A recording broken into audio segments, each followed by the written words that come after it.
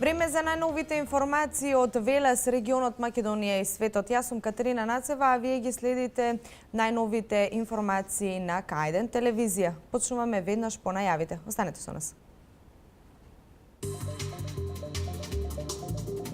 Аерозагадувањето штетно и за здравите пациенти.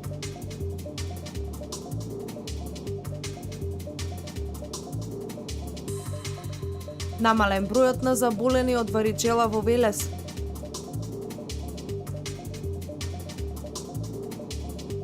Препораки за безбедност во сообраќајот на патиштата за сите учесници.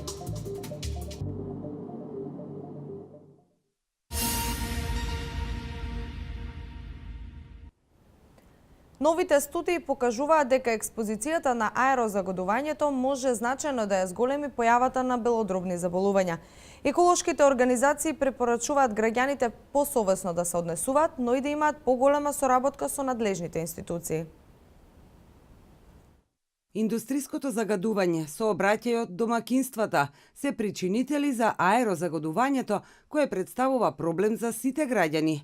При висока концентрација на PM10 честички и зголемено загадување на воздухот, лекарите најчесто препорачуваат хронично болните, како и постарите лица, да избегнуваат да излегуваат безпотребно. Новите студии покажуваат, една од новите студии да речеме, покажува дека експозицијата на аерозагадувањето може значајно да ја зголеми инциденцата на појава на хронична обструктивна белодробна болест кај условно здрави пациенти кои што имаат предиспонирачки дополнителни ризик фактори, како што е случај со пушачите или како што е случај со индивидуите кои што се професионално експонирани на штетни агенси. За да се намали загадувањето на воздухот, потребно е и граѓаните посовесно да се однесуваат, односно да не употребуваат нееколошки средства за загревање, сметаат еколошките невладини организации, препорачуваат поголема соработка помеѓу надлежните институции и граѓаните.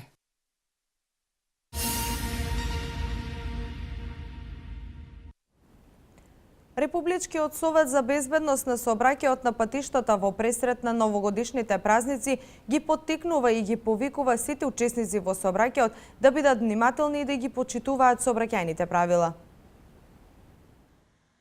Во пресрет на новогодишните и божичните празници, Републичкиот совет за безбедност на сообраќајот на патиштата ги поттикнува и ги повикува сите учесници во сообраќајот, сите заедно да го дадеме првото и основно ветување, да ветиме дека ќе бидеме внимателни и дека ќе ги почитуваме правилата во сообраќајот.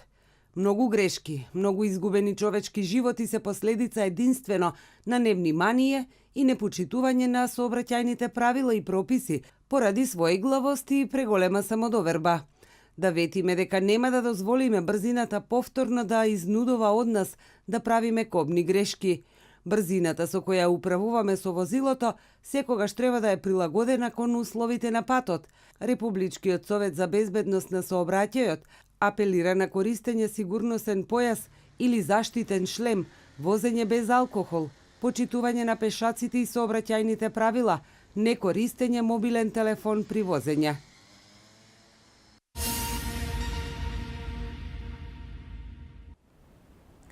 Варичелата е вирусно заболување која најчесто се пренесува преку кашлање и кивање.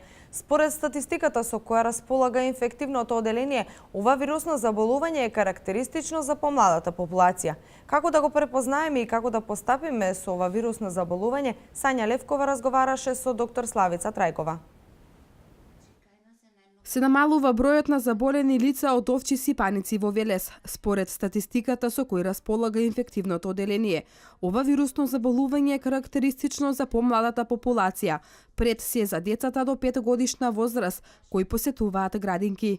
Податоците говорат дека од почетокот на годината варичела прележале вкупно 100 пациенти, од кои 65 се деца. Возрастна група од 5 до 10 години 15 дечиња ни се заболени, повозрастни од 10 се 10 дечиња, меѓутоа имаме и популација возрастна, кои што во детската возраст не прележале варичела, значи во покасната возраст имаат прележано, тоа се околу 10 возрастни, од кои што повеќето се хоспитализирани на нашето оделение заради тоа што возрастните пациенти потешко ја минат болеста.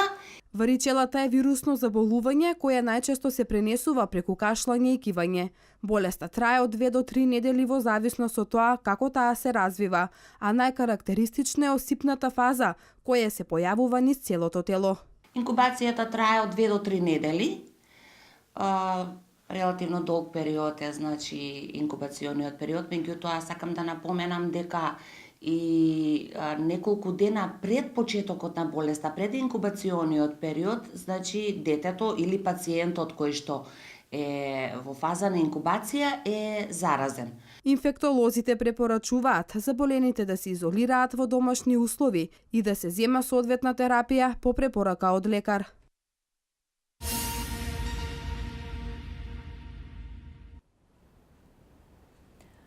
Едукативно предавање за диабетес организираше Сдруженијето на лица заболени од диабетес Шеќерче Лилипол од Велес. Истото посебно се однесува на младите заболени од диабет тип 1, за да можат полесно да ги поднесат новогодишните празници. Диабетот во светски рамки е во пораст и изнесува 415 милиони луѓе. Македонија не е исклучок. Има пораст на пациенти со тип 1 кои се само на инсулинска терапија и тип 2 кои се на таблетарна. Едукативно предавање за диабетес организираше Сдруженијето на лица заболени од диабет Шеќерче Лилипоп од Велес. Истото посебно се однесува на младите заболени од диабет тип 1, за да можат правилно да ги поднесат новогодишните празници. Може да пробати колачи и сладки работи, но при тоа треба да ги бројат лебните единици. Да пробаат од се помалце, да биде тоа умерено, балансирано, измерено, со дневните оброци да бидат распоредени во 3 главни оброци и ужини, како не би го покачиле крвниот шекер, премногу од колку што треба. Ваквите едукативни предавања се особено значајни за пациентите, но и за родителите чии деца ја имаат оваа болест. Ова предавање многу ќе ни помогне нас, посебно на родителите. Бидејќи ќе знаеме што да му дадиме, колку да му дадиме од храната, од например сокови, овочни или колку да конзумира, премногу ќе ни значи. На присутните им беше извршено мерење на шеќер во крвта. Сдруженијето на лица заболени од диабет Шеќерче Лилипоп е ново формирано и е во фаза на собирање на членови. Грижа за подобрување на здравствената состојба на диабетичарите, едукација, превенција, советување, дополнителна поддршка се дел од целите на Сдруженијето.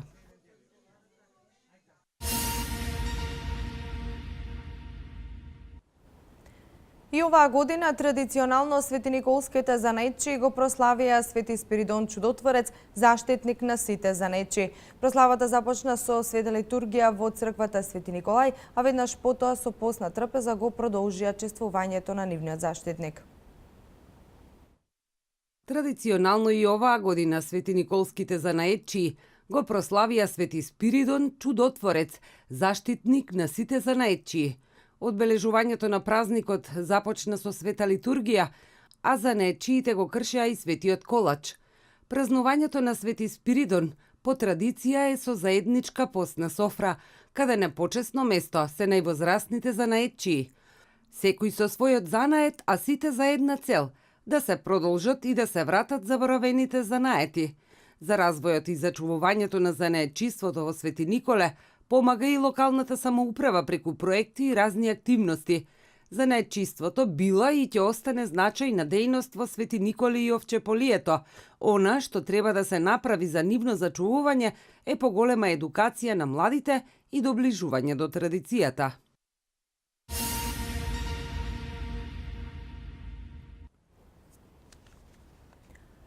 Католичките верници според Григоријанскиот календар денеска го слават раѓањето Христово.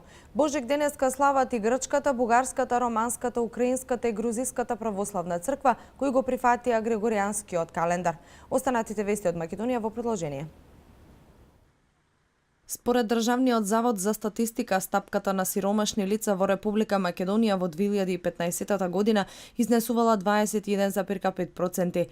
Ова го покажуваат конечните пресметки за лајкен индикаторите за сиромаштија за 2015 година, добиени годинава од анкетата за приходи и услови за живење, која се спроведува во согласност со препораките на Европската Унија.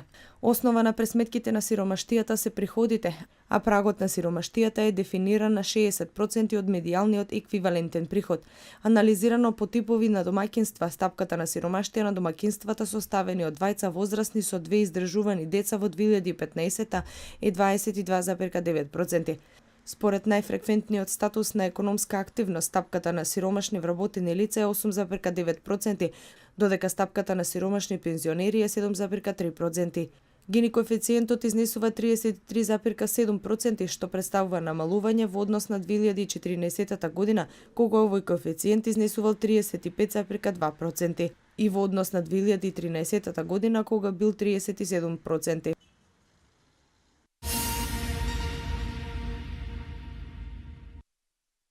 Католичките верници и дел од православните христијани кои се водат според Григоријанскиот календар денеска го одбележуваат раѓањето Христово Божик. Традиционално во Македонија централната прослава по повод празникот се одржа во католичката црква Пресвето срце Исусово во Скопје, каде вчера вечер се одржа Божик на полноќ на света литургија. На литургијата присуствуваа и председателот на Република Македонија Ѓорѓе Иванов, председателот на Собранието Трајко Велјановски, како и директорката на Комисијата за односи со верските заедници и религиозни групи Валентина Божиновска. Божик денеска слават и грчката, бугарската, романската, украинската и грузиската православна црква, кои го прифатија Григоријанскиот календар. Преостанатиот православен свет кој се води според Јулијанскиот календар, меѓу кои и руската, српската и македонската православна црква, Ерусалимската патриаршија, како и дел од монасите на Света Гора, Божик ќе го одбележат на 7 јануари.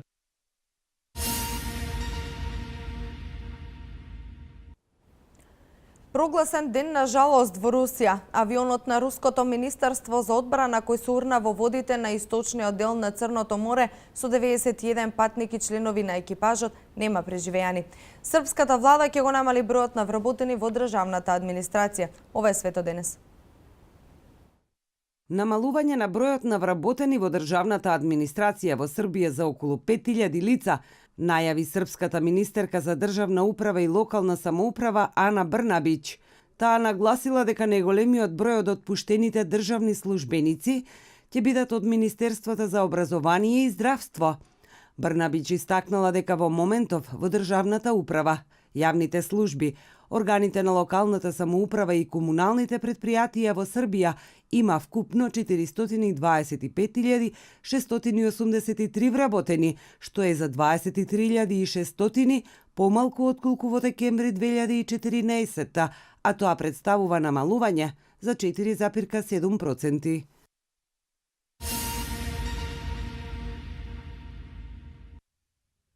Утре ќе биде ден на национална жалост во Русија за жртвите од воениот авион Ту-154, што денеска се урна во источниот дел на Црното море во близина на Сочи, изјавил рускиот председател Владимир Путин. Тој изразил сочувство на роднините и блиските на загинатите. Во авионската несреќа загинаа 93 лица, а Државната комисија ќе треба да ги утврди причините за падот на авионот. Остатоците од леталото биле лоцирани на 1,5 километри од Сочи на длабочина од 50 до 70 метри под морската површина.